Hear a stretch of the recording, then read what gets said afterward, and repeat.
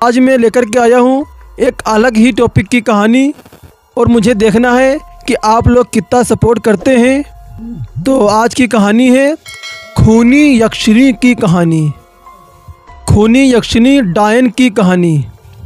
तो दोस्तों जल्दी जल्दी अपने हेडफोन लगा लें क्योंकि कहानी शुरू होती है अब शुरू करते हैं खूनी यक्षिणी की कहानी। दोस्तों शहर के बाहर मौजूद एक बहुत ही बड़ा और घना जंगल, जहां रात तो दूर की बात है कोई दिन के वक्त भी आता जाता नहीं था। वो जंगल इतना ज़्यादा घना और डरावना था जिसे अगर कोई दूर से ही देख ले तो उसकी रूह कांप जाती है और वो आदमी अपना रास्ता बदलने के लिए मजबूर हो जाए। उसी जंगल के बाहर तकरीबन रात के 12 बजे एक कार आकर रुकी और उस कार का दरवाज़ा खुला और उसमें से एक आदमी अपने हाथ में बंदूक लेकर बाहर निकला। उसकी आंखों में बहुत ही ज़्यादा गुस्सा था और वो अपनी बंदूक लेकर उस जंगल के अंदर घुसा चला गया। उसने आसपास अपने फ़ोन की फ्लैश लाइट जलाकर अंधेरे को चीर कर देखा तो उसे सब कुछ शांत नज़र आ रहा था। जंगल इतना ज़्यादा शांत था कि उसे खुद के कदमों की आवाज़ सुनाई नहीं दे रही थी और सिर्फ उसके कदमों की चर्र चर्र की आवाज़ आ रही थी। और यह जंगल के अंदर घुसा चला जा रहा था। उसके गुस्से को देखकर साफ पता चल रहा था कि उसे किसी भी चीज़ का कोई डर नहीं है। जैसे ही वो जंगल के काफ़ी अंदर पहुंचा तो उसने अपने पास की एक छड़ी में हलचल को महसूस किया।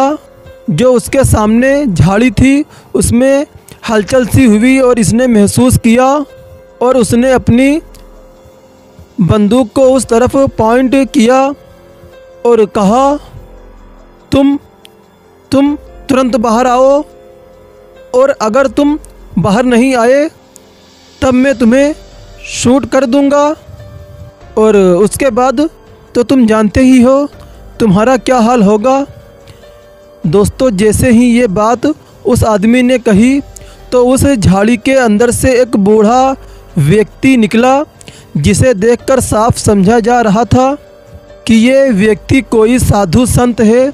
और साधु संत ने कहा, बेटा तुम इतनी रात को इस जंगल में क्या कर रहे हो?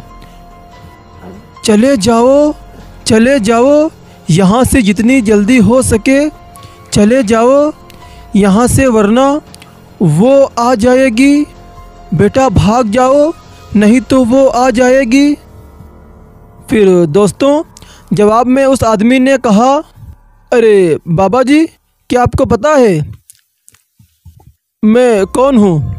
मैं एक पुलिस ऑफिसर हूँ और बीते कुछ दिनों में यहाँ पर कई सारे कत्ल हुए हैं और मैं उन सभी के कातिल को ढूंढ रहा हूँ।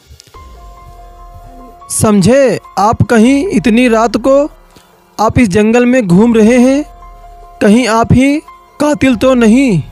उन सारे लोगों का खून आपने ही तो नहीं किया है?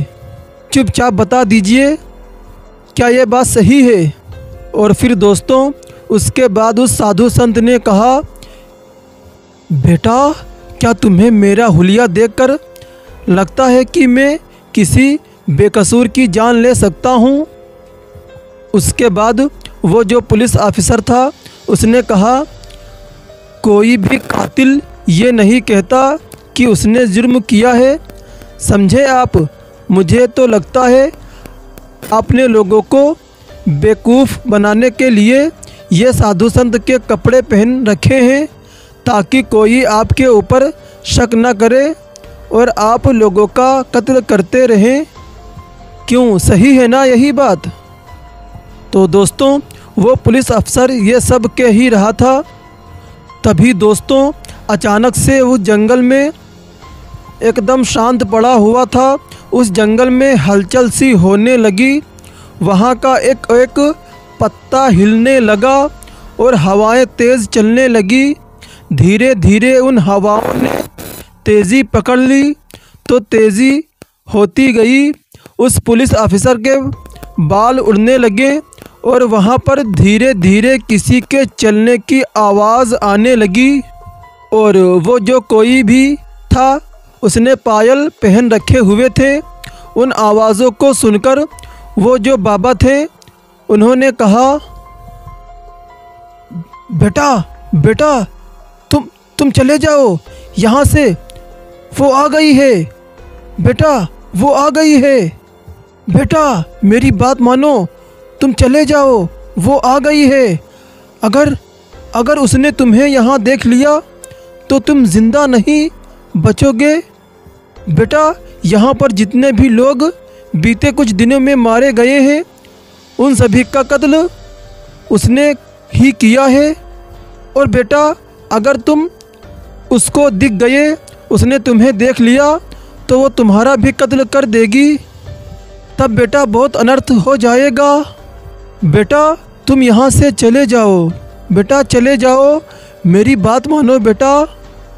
फिर दोस्तों ये सारी बातें सुनकर उस पुलिस अफसर ने कहा, बाबा मैं कहीं कोई गांव का अनपढ़ तो आदमी तो नहीं जिसे आप अपनी बातों से बेवकूफ़ बना सकते हैं, समझे। इसीलिए चुपचाप से अपने हाथ को ऊपर कीजिए और यहाँ खड़े हो जाइए।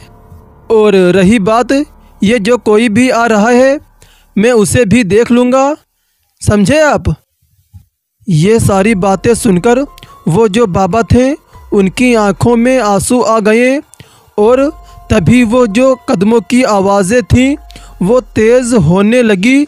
तभी उस जंगल की सबसे अंधेरी दिशा से एक लड़की जो बहुत ही ज़्यादा सुंदर थी, उसने अपने पाँव में पायल बांधे हुए थे और वो भागती हुई उस ऑफिसर के पास आई। उसकी आंखों में आंसू थे और वो रो रही थी। उसने कहा, आप पुलिस अफसर हैं ना? आप मेरी मदद कीजिए, आप मेरी मदद कीजिए, मुझे बचा लीजिए, मेरी जान खतरे में है। फिर दोस्तों ये बात सुनकर उस पुलिस अफसर ने पूछा, क्या आपकी जान खतरे में है? किससे? कौन है वो? उसके बाद लड़की ने कहा, मेरी जान खतरे में है और ये बुढ़ा, इसने मुझे ज़बरदस्ती यहाँ लाकर रखा हुआ है और ये मेरी इज़्ज़त लूटना चाहता है और इसने कई सारे लोगों का कत्ल भी किया है। प्लीज़ आप इसे गोली मार दीजिए। फिर दोस्तों उस लड़की की बात जब उस अफसर ने सुनी तब उसने उस बाबा की तरफ देखा और उस बाबा ने कहा, बेटा ये तुम्हें फंसाने की कोशिश कर रही है, मेरी बात मानो, समझो ये तुम्हें मार देगी, तुम्हारी बलि चढ़ा देगी।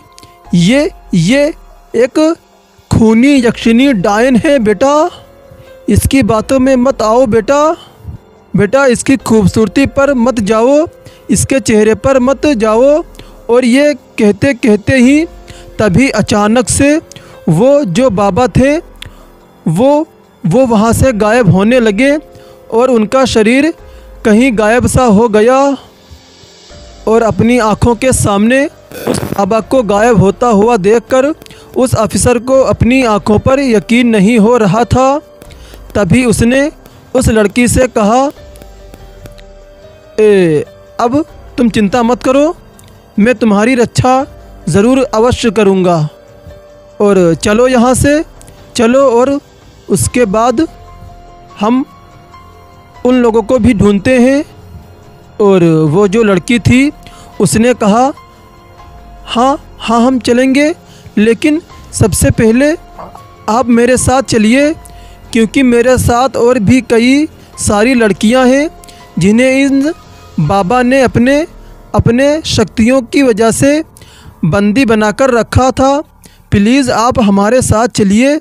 जैसे ही ये बात ऑफिसर ने सुनी तब उसने कहा, ठीक है, मैं चलता हूँ, आपके साथ चलिए।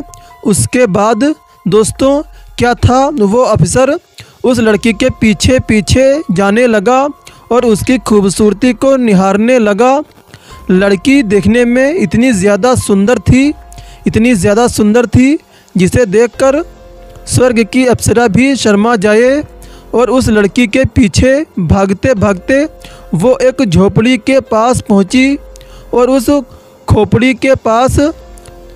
के पास आकर रुक गई। उस पुलिस अफसर ने उस झोपड़ी को देखा तो वो झोपड़ी एकदम टूटी फूटी पुरानी सी थी और उस झोपड़ी के बाहर कुछ तंत्र मंत्र का सामान भी रखा हुआ था। हड्डियाँ और खून, बकरे का कटा हुआ सर और भी कई सारी ऐसी चीज़ें जिन्हें अगर कोई आम आदमी देख ले तो डर के मारे पेशाब ही कर दे। दोस्तों इतने भयानक मंजर को देखकर उस पुलिस अफसर की थोड़ी बहुत हालत ख़राब होने लगी और उस पुलिस अफसर ने कहा, अच्छा तो वो बुढ़ा ये सारा काम कर रहा था इस जंगल में, इसीलिए वो बुढ़ा तुम सभी को बंदी बनाकर यहाँ पर सब कर रहा था, इसीलिए तो वो मुझे बुढ़ा यहाँ से जाने के लिए कह रहा था। अब मेरी समझ में सारा वाक़या आ गया और अच्छा हुआ मैं उसकी चाल में नहीं आया, वरना पता नहीं वो तुम लोगों के साथ क्या करता। फिर दोस्तों जैसे ही ये बात उस अफसर ने कही तब उसने उस लड़की की तरफ देखा और उस अफसर ने कहा, ए लड़की, अब तुम यहाँ पर रुक क्यों गई हो? अब जल्दी से मुझे बताओ बाकी की लड़कियाँ कहाँ हैं? हम उन्हें लेकर यहाँ से जल्दी चलते हैं, ये जगह बिल्कुल भी सेफ़ नहीं है। और इसके बाद वो जो लड़की थी वो हंसने लगी, एकदम से वो लड़की हंसने लगी और उसकी हंसी सुनकर वो जो पुलिस अफसर था वो एकदम चौंक सा गया कि आखिर इतने सीरियस माहौल में कोई लड़की हंस कैसे सकती है। फिर उस पुलिस अफसर ने कहा, ए लड़की, क्या हुआ तुम्हें? तुम ऐसे हंस क्यों रही हो? जल्दी से बताओ, तुम हंस क्यों रही हो?